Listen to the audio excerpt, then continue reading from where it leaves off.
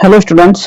तो इस वीडियो में हम बात करने जा रहे हैं एम्पियर सर्किटल लॉ के बारे में और इसी के साथ हम पढ़ेंगे इसमें उसके एप्लीकेशंस के बारे में। मतलब जो हमारा एम्पियर सर्किटल लॉ है उसको हम कहाँ पर यूज कर सकते हैं।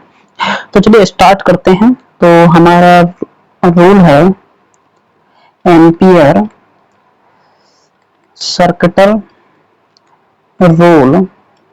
तो ये कहता है कि अगर हमारे पास कोई करंट कैरिंग सोर्स है, मतलब मैं वायर मान लेता हूँ, इसमें करंट फ्लो हो रहा है और करंट की वैल्यू आई है।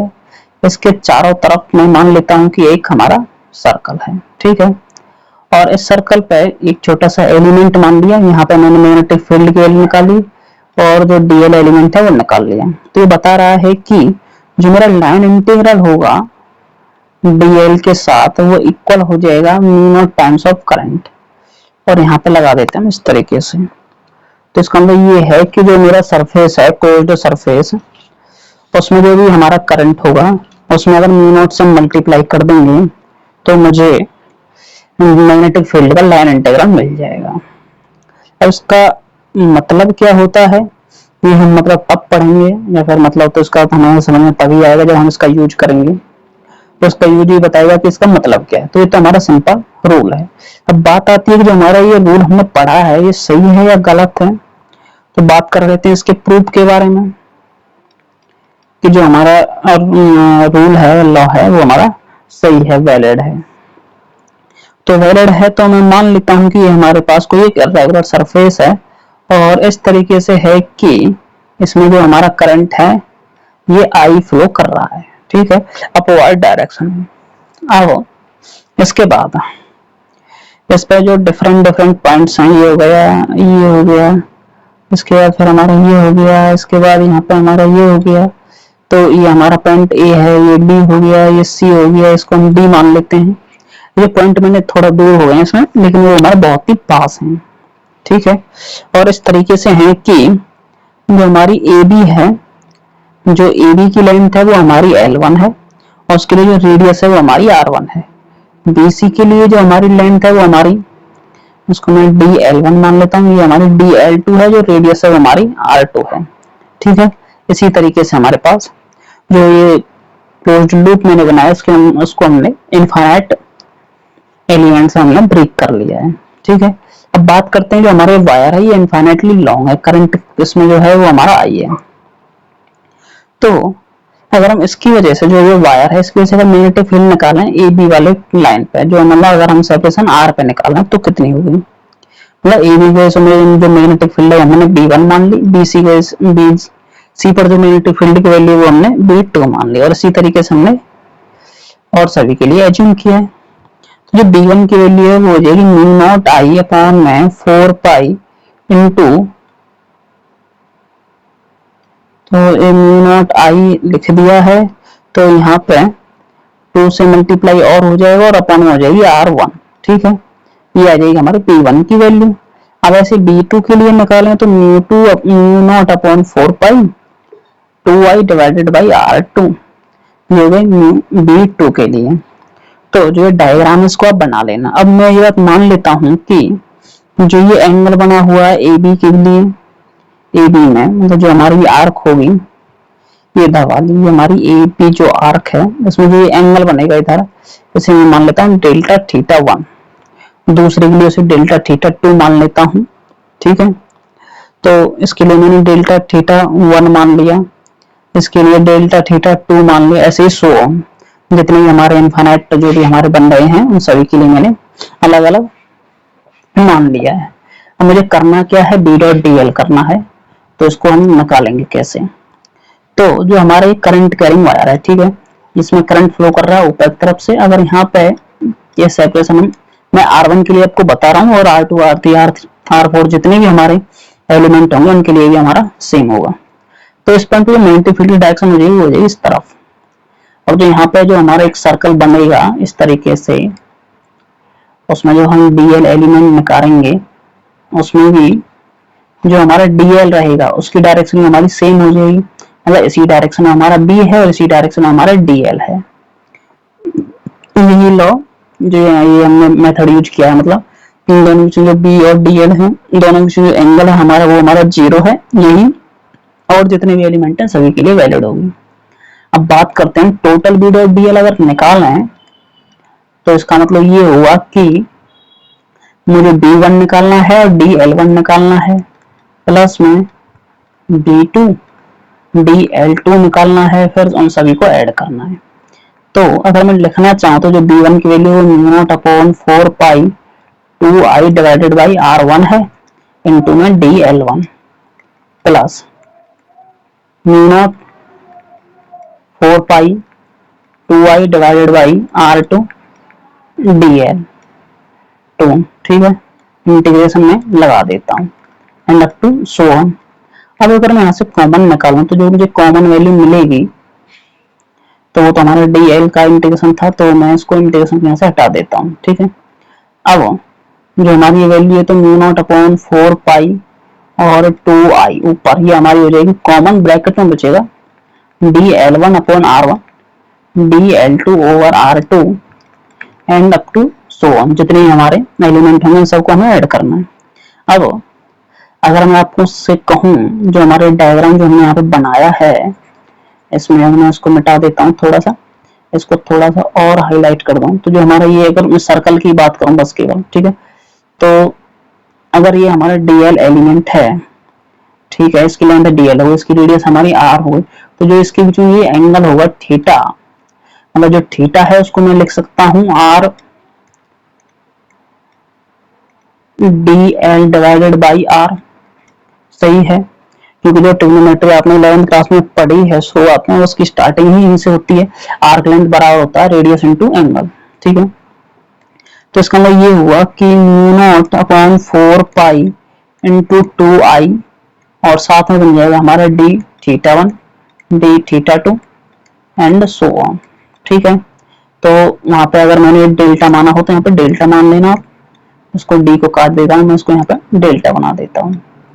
अब अगर मैं टोटल एंगल ऐड कर दूं यहाँ पे एक बार, अगर एक कंप्लीट रिवॉल्यूशन बनाऊंगा तो जो टोटल एंगल होगा मेरा वो हो जाएगा मेरा, तो आप लोगों को पता चल गया मैं कितना लिखने वाला हूँ, तो वो हो जाएगा 2 पाई, ठीक है। अब बात आती है कैंसिल करने के लिए, तो 2 पाई और इसको फोर्स, तो ये हमारा कैंसिल हो गया, बचा क्या μ0 इनटू आई, और यही हमारी वैल्यू है किसकी, B vector dot d l vector की। इसका मतलब ये है कि जो एम्पियर सर्कुलर लॉ जो साइंटिस्ट ने दिया है, मतलब एम्पियर ने दिया है, वो सही है, वो वैलिड है। अब इसके बाद ये तो हमारा उसका प्रूफ, अब बात हम करते हैं उसका यूज की, कि जो हमारा लॉ है उसको हम किस तरीके से यूज कर सकते हैं। जैसे हमने गॉस थ्योरम यूज किया था इलेक्ट्रोस्टैटिक्स में, ऐसे यहाँ पे हम इसे यूज करेंगे। तो इसमें पहला यूज है हमारा वो है मैग्नेटिक फील्ड बतानी हमें इनफाइनाइट करंट कैरिंग वायर की वजह से, इनफाइनाइट करंट कैरिंग वायर, इसकी वजह से हमें बतानी मैग्नेटिक फील्ड की वैल्यू। तो हम करते क्या है, तो ये हमने एक वायर मान लिया, ठीक है, और ये हमारा इनफाइनाइट है, ये बात आपको एज्यूम करनी है। और इसमें हम मान लेते हैं कि करंट है, करंट ऊपर की तरफ फ्लो कर रहा है, इससे आर सेपरेशन पे हमें मैग्नेटिक फील्ड की वैल्यू निकालनी है। तो करते क्या है कि इसके चारों तरफ इसमें एक हम सर्कल बना लेते हैं इस तरीके से, और जो उसकी रेडियस होगी सर्कल की हमारी आर हो जाएगी, ठीक है। अगर मैं बात करूं इस पॉइंट पर, तो जो मैग्नेटिक फील्ड की वैल्यू होगी और जो डीएल वेक्टर होगा मेरा, डीएल वेक्टर और जो बी वेक्टर है, उन दोनों डायरेक्शन सेम हो जाएगी। तो मैग्नेटिक फील्ड की डायरेक्शन तो आपको निकालनी आती होगी, करंट की जो डायरेक्शन है उसमें अगर आप अपने राइट हैंड के थंब को अगर करेंगे, अंगूठे को करेंगे, तो और उंगलियों को आर की जो डायरेक्शन है, मतलब कि जो हमारा ये पॉइंट है यहाँ पर, अगर इस डायरेक्शन आप लोग करोगे तो आपको मैग्नेटिक फील्ड की वैल्यू मिल जाएगी, और वो होगी अपवार्ड। अपवार्ड का मतलब इसमें अपवार्ड शो की है, लेकिन अगर आप देखोगे रियलिटी में तो वो इनटू द प्लेन होगी। अब इनटू द प्लेन में अगर उसे बनाऊंगा तो वो नहीं बन पाएगी, तो इसीलिए मैंने उसे अपवार्ड शो कर दिया है, थोड़ा सा टिल्ट करके।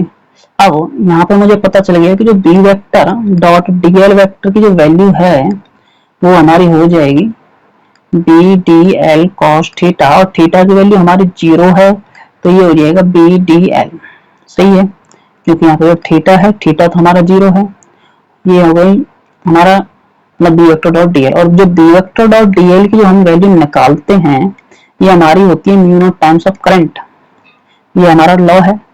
अब इसको हम किस तरीके से सोल्व करें, डी की वैल्यू हमें निकालनी है और डीएल की वैल्यू हम निकालें तो हो जाएगी 2 पाई आर।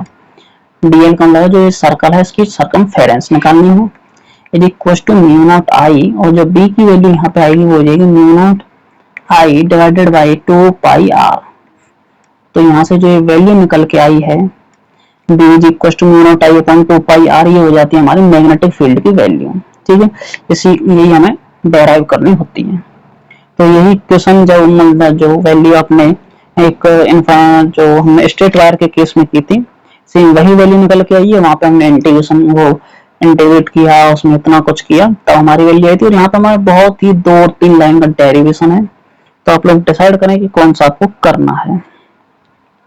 ये था हमारा पहला।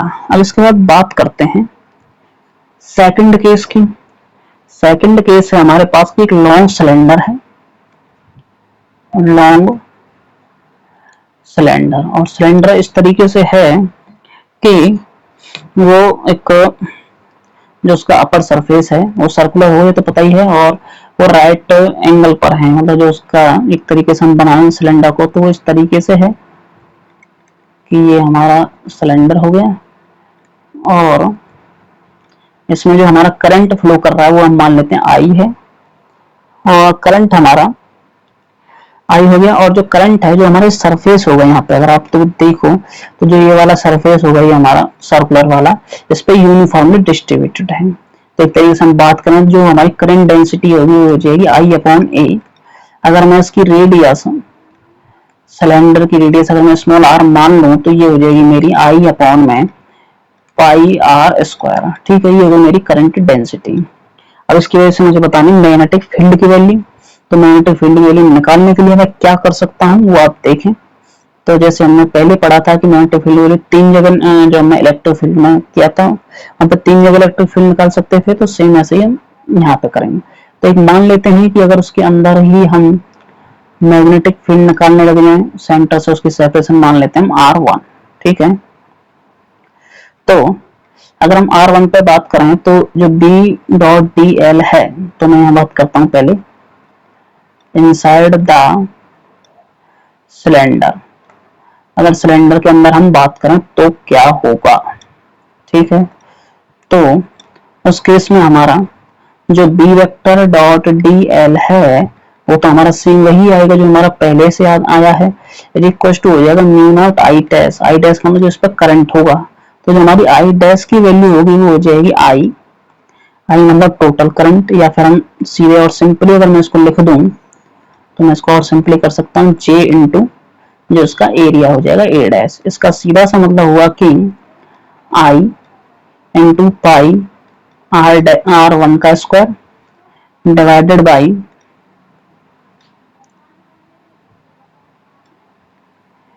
डिवाइड में हो जाएगा हमारा पाई इंटू आर स्क्वायर। पाई से पाई कैंसिल हो जाएगा तो आपको वैल्यू मिल जाएगी। ठीक है, तो मैं यहाँ पे वैल्यू पुट कर दूं तो बी आई मतलब बी इनसाइड निकाल रहे हैं, और जो डी एल की वैल्यू जो हमने भी निकल के आएगी वो हो जाएगी 2 पाई R1।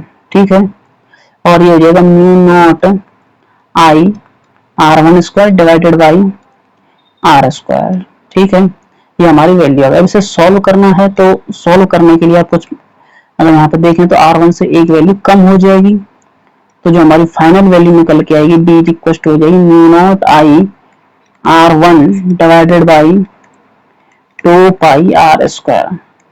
ये होती है हमारी मैग्नेटिक फील्ड की वैल्यू। ठीक है, सर्कुलर सिलेंडर के अंदर। अब आप लोगों को करना क्या है, जो ये डायग्राम मैंने बनाया है इसको आप कॉपी कर लें ताकि आप लोगों को याद रहेगा। तो मैं इस डायग्राम को दोबारा नहीं बनाऊंगा, बाकी मैं डायरेक्टली आपको बता दूंगा। इसके बाद बात करते हैं हम सरफेस पर। तो सरफेस के लिए अगर मैं बात करूं तो जो बी डॉट डीएल है वो तो हमारा हो जाएगा सेम वही बी डीएल लिख सकते हैं, और उसमें जो करंट की जो हमारी वैल्यू होगी यूनिट वो टोटल करंट उसके अंदर आ जाएगा। ठीक है, और जो बी डॉट डीएल है वो हमारी हो जाएगी, इसको सिंपली अगर लिखते हैं तो बी इंटू डीएल के लिए हो जाएगी 2 pi r is equal to mu naught into I. ठीक है, आई हमारा करंट है और बी की वैल्यू हो जाएगी फिर यहाँ से mu naught I upon 2 pi into r, ये हो जाती है हमारी सरफेस पर मैग्नेटिक फील्ड की वैल्यू। और बात करते हैं हम किसी आउटसाइड के लिए, तो आउटसाइड के लिए आप बहुत ही इजीली सॉल्व कर सकते हैं। करना क्या है कि बी डॉट डी एल है तो उसकी जो सेपरेशन है मान लेते हैं वो कैपिटल आर है, equal to mu naught I simply. ठीक है, तो मैंने सिंपल यहाँ पर डायरेक्ट लिख दिया है, आप लोगों को B vector dot d l vector लगाना है, बाकी बहुत ही सिंपल है वो। तो जो बी की वैल्यू होगी वो हो जाएगी mu naught I upon 2 pi into r, ये हो जाएगी अगर मैग्नेटिक फील्ड की वैल्यू हम आउटसाइड द सिलेंडर हम निकालें। तो इस केस में अगर मैं मैग्नेटिक फील्ड को वैल्यू को और आर को अगर बनाना चाहूँ मतलब कर्व पर, तो इस तरीके से बनेगा। मतलब ये कुछ सेंस जो हमारा सरफेस है, सरफेस मतलब आर तक, तो उसकी वैल्यू हमारी मतलब लीनियरली इंक्रीज करेगी और उसके बाद फिर 1 अपॉन आर के हिसाब से चेंज हो जाएगी। यहाँ पे जो हमारा सेपरेट जो मतलब वैल्यू चेंज होगी वो आर के हिसाब से चेंज होगी और यहाँ पे चेंज होगी 1 अपॉन आर के हिसाब से, ये आपको याद रखनी है। और जो हमारी सरफेस है यहाँ पे मैग्नेटिक फील्ड की वैल्यू हो जाएगी मैक्सिमम, ये भी आपको याद रखना है। ठीक है, तो अभी हमने 2 मेथड पढ़े हैं। तो इसके बाद जो हमारा नेक्स्ट है वो है सोलेनॉइड और एक बचा है हमारा टॉरॉइड। तो उसे भी हम ट्राई करते हैं, देख लेते हैं इसी में सोलेनॉइड। तो सोलेनॉइड का मतलब होता है कि एक हमारे पास मान लेते हैं जैसे कि एक कोई इंसुलेटिंग मटेरियल है और इसके ऊपर हमने वायर को लपेट दिया है। ठीक है, इस तरीके से हमने वायर को कई बार लपेट दिया तो उससे हमारा बन जाता है सोलेनॉइड। अब हमें निकालनी है मैग्नेटिक फील्ड। तो मैग्नेटिक फील्ड निकालने के लिए हम करते क्या है, पहले उसके लिए मैं बना देता हूँ डायग्राम। तो डायग्राम में बना देता हूँ कुछ इस तरीके से कि ये इसको यहाँ पर, ठीक है, ये हो गई हमारी करंट की जो मैग्नेटिक फील्ड है, मैग्नेटिक फील्ड की वैल्यू यहाँ पे हो जाएगी। और एक तरफ से यहाँ पे इसको मैं सिंपली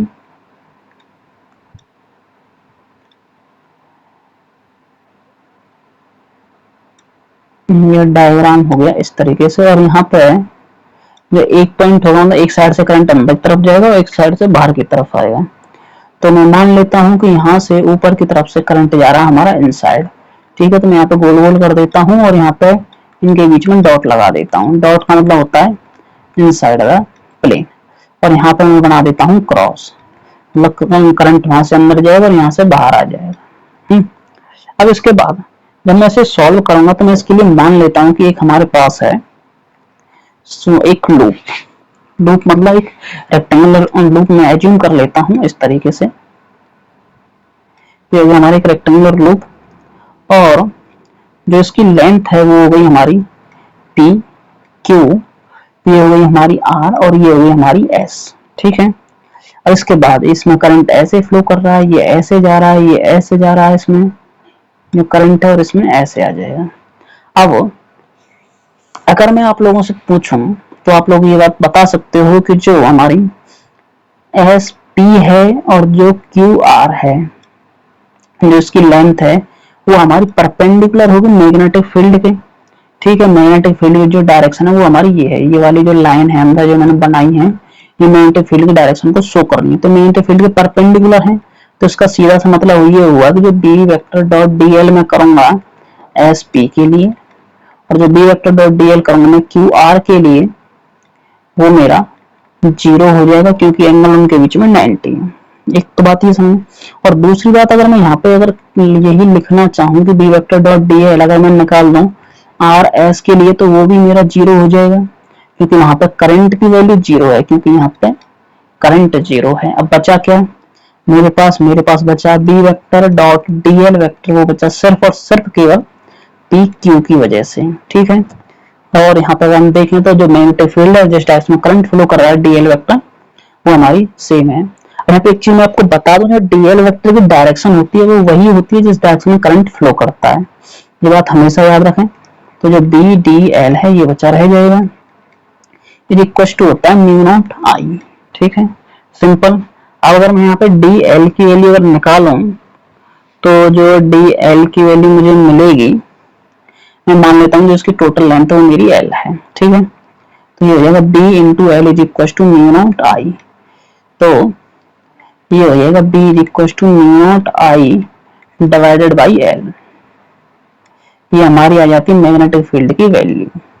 लेकिन अगर आप बुक देखोगे तो बुक में वैल्यू कुछ अलग आती है। तो मैं मान लेता हूं यहाँ पे n is the number of turns, मतलब कितनी बार मैंने उस वायर को लपेटा है, number of turns per unit length. तो जो मेरी मैग्नेटिक फील्ड की वैल्यू होगी वो हो जाएगी मेरी B is equal to mu naught n l I divided by l. जो बी की वैल्यू जो फाइनली बचेगी वो हो जाएगी म्यू नॉट एन आई। अब यहाँ पे सिंबल भी आपको याद रखने हैं कि सिंबल का क्या मतलब है। तो जो हमारा ये m दे रखा है इसका मतलब है number of turns per unit length. अगर वो आपको पता है तो ठीक है, अगर आपको नहीं पता है तो आप m की वैल्यू की वजह से जो आपका क्वेश्चन है उसे आप गलत कर दोगे। ये बात आपको याद रखनी है कि m क्या शो कर रहा है यहाँ पे, ठीक है। तो हमारा एक टॉपिक और बचा है तो मैं उसको और करा देता हूँ इसमें, ताकि फिर जो नेक्स्ट वीडियो है उसमें हम कुछ नया पढ़ सकें। तो लास्ट है हमारे पास टॉरॉइड। तो जो हमने भी सोलेनॉइड पढ़ा था, अगर मान लो कि सोलेनॉइड एक हमारा एक सर्कुलर लूप में क्लोज्ड हो जाए तो उस केस में क्या होगा, इस तरीके से मतलब वो एक क्लोज्ड लूप फॉर्म कर ले, ठीक है। तो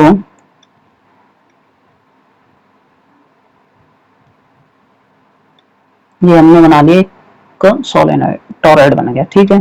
अब इसमें सेम वही है कि करंट फ्लो करेगा, बाकी इसमें एक पॉइंट अंदर तरफ होगा P, एक पॉइंट यहाँ पर होगा Q, और एक पॉइंट जो हम इसके अंदर मान लेते हैं वो हम मान लेते हैं S, ठीक है।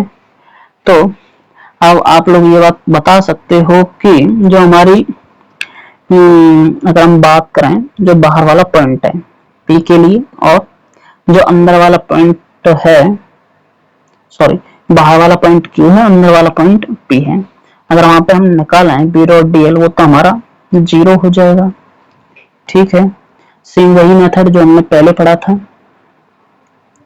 क्योंकि वहां पे कोई भी करंट नहीं है। बाकी जो हमारा अंदर वाला बचेगा यहाँ पे जो हमारा करंट इस तरीके से फ्लो करेगा, मतलब एक तरफ से अंदर जाएगा दूसरी तरफ से करंट मतलब वायर बाहर निकलेगा, ठीक है। तो जो हमारी B vector dot d l vector बचेगा वो हमारा बचेगा सिर्फ और सिर्फ केवल एस पॉइंट के लिए। एस पॉइंट का मतलब है जो सोलेनॉइड के अंदर होंगे, ठीक है। तो यहाँ पे जो हमारी लेंथ है वो हो जाएगी इस तरीके से, और जो मैग्नेटिक फील्ड है उसकी डायरेक्शन भी उसके अलोंग हो जाएगी। तो अगर मैं इसको लिखना चाहूँ, मतलब जो हमारी करंट की डायरेक्शन है वो हमारी जो डायरेक्शन बनेगी वो हमारी कुछ ऐसे बन जाएगी, और जो हमारी डी एल वेक्टर है उसकी डायरेक्शन भी उसी की अलोंग हो जाएगी। तो इस केस में जो B vector dot d l है वो हमारा बी डी एल हो जाएगा, ठीक है। और इसको हम लिखते हैं म्यू नॉट आई। अगर मैं मान लूं कि n is the number of turns per unit length, अगर नंबर ऑफ टर्न्स अगर हमारा एन है तो मैं इसमें जो टोटल नंबर ऑफ टर्न्स निकालूं तो वो हो जाएगा मेरा 2 पाई आर मतलब टोटल लेंथ इंटू एन, ठीक है। तो b डॉट dl, अगर मैं dl को इंटीग्रेट करूंगा तो dl को इंटीग्रेट करने पर मुझे वैल्यू मिलेगी 2 पाई r इज इक्वल टू हो जाएगा mu not n 2 pi r into i। तो 2 पाई r से 2 पाई r कैंसिल हो जाएगा, जो b की वैल्यू बची हो जाएगी हमारी म्यू नॉट n i। तो ये होती है हमारी मैग्नेटिक फील्ड की वैल्यू। इसका मतलब ये है कि जो मैग्नेटिक फील्ड हम सोलेनॉइड की वजह से निकालेंगे, टॉरॉइड की वजह से निकालेंगे, वो दोनों में सेम आएगी, ठीक है। इस केस में अगर यहाँ तक आपको कोई डाउट हो तो कमेंट बॉक्स में जरूर बताएं। अब इसके बाद जो हमारी नेक्स्ट वीडियो रहेगी तो नेक्स्ट वीडियो में हम पढ़ेंगे कि जो हमारा चार्ज पार्टिकल है अगर वो इलेक्ट्रिक और मैग्नेटिक फील्ड में मूव करेगा तो जो उसकी ट्रेजेक्टरी है वो कैसे बनेगी, ठीक है। तो मिलते हैं नेक्स्ट वीडियो में।